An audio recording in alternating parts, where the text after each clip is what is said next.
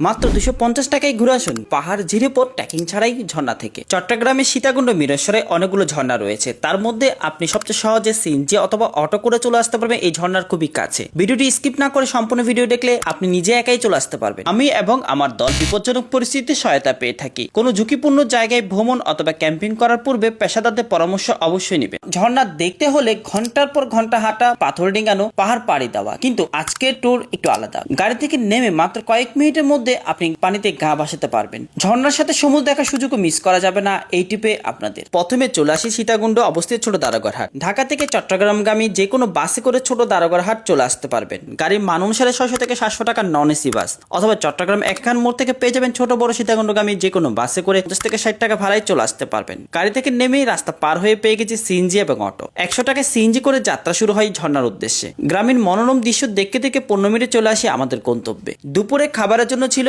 স্থানীয় এক দোকান। অগ্রিম 100 টাকা দিয়ে জনপ্রতি 130 টাকায় 3 জনের খাবার অর্ডার করি। এখানে আগে থেকে অর্ডার দিয়ে রাখতে হয়। প্রবেশের জন্য টিকিট 80 টাকা। এই টাকাতে পাবেন boat ride, guide, seating area আর সুরক্ষার জন্য লাইভ বয়। এত সহজে লেকের দেখা পাবো ভাবতে পারি নাই। চারপাশে আকাশ ছোঁয়া পাহাড়, মাঝখানে কাচের মতো স্বচ্ছ লেক, ঝুম বৃষ্টির মাঝে যেন সবুজের এক রাজ্য।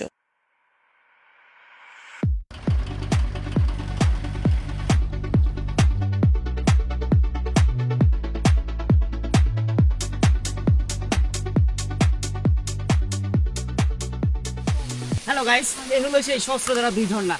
5 মিনিটে বোট জার্নি কমপ্লিট করে ঝর্ণার দেখা পেয়েছি। চারদিকে পাহাড়, মাঝখানে লুকিয়ে থাকা বিশাল দৈত্যাকার ঝর্ণা। এক দেখাতে আপনি তার প্রেমে পড়ে যাবেন। বেশ কিছুক্ষণ সময় কাটাবো। এছাড়া পাশে আরো কয়েকটি ঝর্ণা রয়েছে, এগুলো দেখবো এবং আপনাদেরকে দেখাবো। তাবু রেডি করছেন মামুন ভাই, কারণ আমরা বেশ কিছুক্ষণ সময় এই ঝর্ণাতে কাটাবো। ঝুম বৃষ্টিতে ঝর্ণার সাথে এক কাপ গরম গরম চা, ব্যাপারটা একবার হলেও উপভোগ করবেন। বাংলাদেশের বিভিন্ন জেলা থেকে অনেক পর্যটক এসেছেন এখানে, তার মধ্যে সবচেয়ে বেশিরভাগই ঢাকা। আর একটা ঝিরিপথ রয়েছে বোটে করে পার হয়েছে লেকের পানি বেশি থাকায়। এখানে হাঁটতে হয় বড় বড় পাথরের উপর দিয়ে। 10 মিনিটের ট্রেল শেষে দেখা মিলল বিশাল এক ঝর্ণা, যা সরাসরি উঁচু পাহাড় থেকে গড়িয়ে পড়ছে পানি। এই দৃশ্য অন্য সব ঝর্ণা থেকে একেবারে আলাদা, শান্ত, নির্জন আর মন ছুঁয়ে যাওয়া। ফেরার পথে আবারও সেই বোটে ফিরে এলাম ঘাটে। অনেকে লেকের মাঝখানে পানিতে ঝাঁপ দেন, দয়া করে এটা করবেন না। বিভিন্ন ধরনের সমস্যার কারণে এখানে লেকে নামা নিষেধ।